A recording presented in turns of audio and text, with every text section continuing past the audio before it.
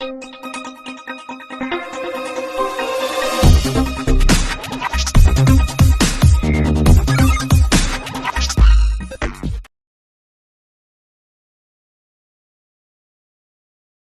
is Veda, FOA Trade Education.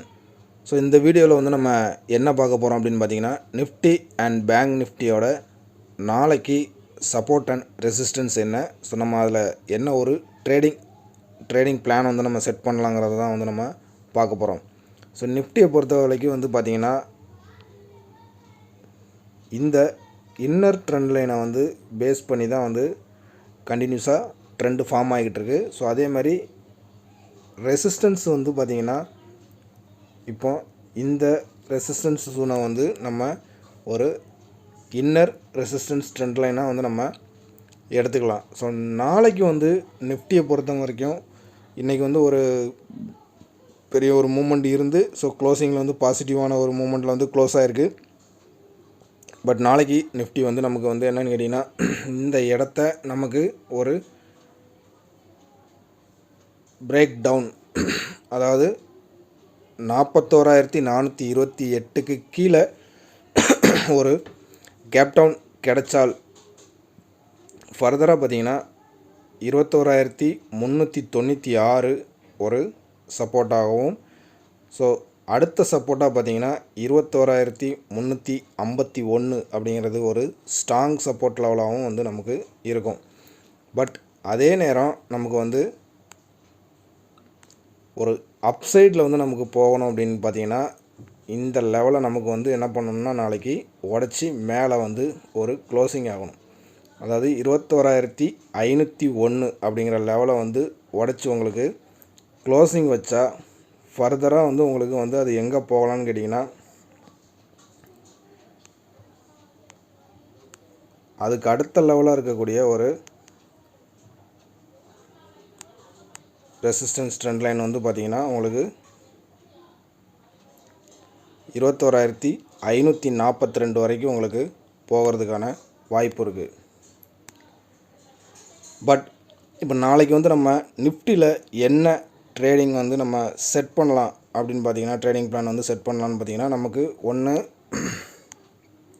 இந்த இடத்துக்கு மேலே ஒரு க்ளோசிங் கிடைக்கணும். ஒரு 15 மினிட்ஸாவது வந்து நமக்கு க்ளோசிங் கிடைக்கணும். பட் நாளைக்கு ஃபஸ்ட்டு 2 15 மினிட்ஸ் கேண்டில் வந்து நம்ம ஃபார்ம் ஆகிற வரைக்கும் வெயிட் பண்ணிவிட்டு, ஸோ அதுக்கு மேலே நமக்கு இந்த இடத்துல ஒரு க்ளோசிங் இருந்தால் ஃபர்தராக நம்ம வந்து ஒரு கால் சைடுக்கு போகலாம். பட் ஒருவேளை நமக்கு அந்த இடத்துல வந்து ஒரு ரிவர்சல் வந்தால் உங்களுக்கு கண்டினியூவாக இந்த பாயிண்ட் வரைக்கும் நமக்கு வந்து கீழே இறங்கலாம். அதாவது 41,431 வரைக்கும் கீழே இறங்கலாம்.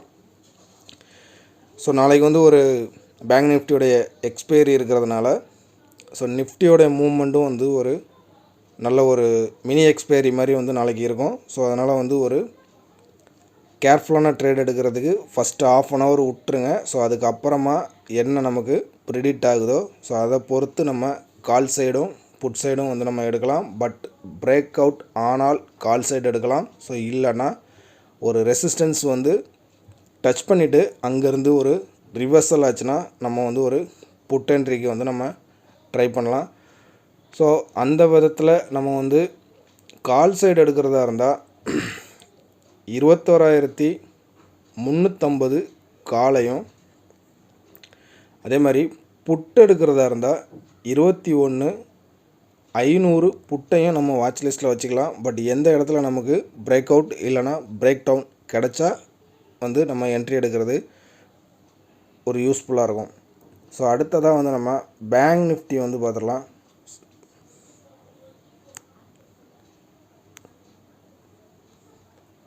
ஸோ பேங்க் நிஃப்டியை பொறுத்த வரைக்கும் இந்த லெவல்ஸ் வந்து நமக்கு ஒரு சப்போர்ட்டிங் பாயிண்டாகவும், ஸோ இந்த லெவல்ஸ் வந்து நமக்கு ஒரு ரெசிஸ்டன்ஸ் ட்ரெண்ட் லைனாகவும் வந்து நமக்கு ஃபார்ம் ஆகுது.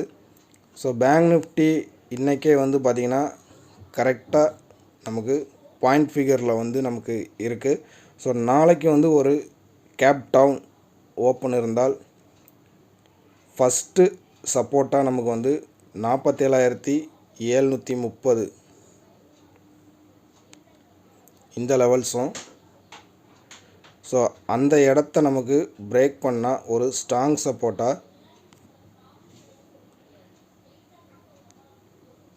இந்த லெவலும் வந்து நமக்கு இருக்கும். அதாவது 47,674 வந்து ஒரு ஸ்ட்ராங் சப்போர்ட்டாக இருக்கும். பட் அதை உங்களுக்கு வந்து பிரேக் டவுன் பண்ணிச்சுன்னா ஒரு பெரிய ஃபாலிங் இருக்கிறதுக்கான வாய்ப்பு இருக்குது. ஸோ அந்த லெவல்ஸ் வந்து நீங்கள் பார்த்தீங்கன்னா இந்த லெவல்ஸ் வரைக்கும் வந்து ஒரு இறக்கம் வரும். பட் ஆனால் நமக்கு இந்த 2 இடங்கள்லையும் நமக்கு பிரேக் டவுன் ஆனால் தான் வந்து நமக்கு புட் என்ட்ரி இருக்குது. இல்லை அப்படின்னா இந்த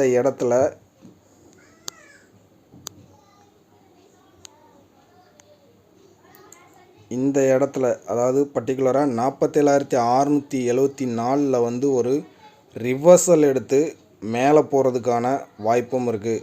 ஸோ அப்படி நமக்கு மேலே போகும் பட்சத்தில் ஃபஸ்ட்டு வந்து நமக்கு என்னென்னு கேட்டிங்கன்னா இந்த லெவலை வந்து நமக்கு என்ன பண்ணணும்னா பிரேக் அவுட் பண்ணணும்.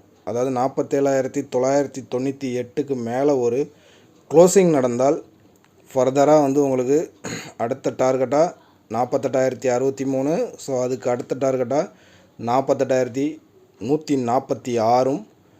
அதுக்கு மேலே நமக்கு வந்து ஒரு இந்த ட்ரெண்டை ஃபார்ம் ஆச்சுன்னா உங்களுக்கு 48,389 வரைக்கும் வந்து அப்சைடு டார்கெட்டும் வந்து நம்ம எடுத்துக்கலாம்.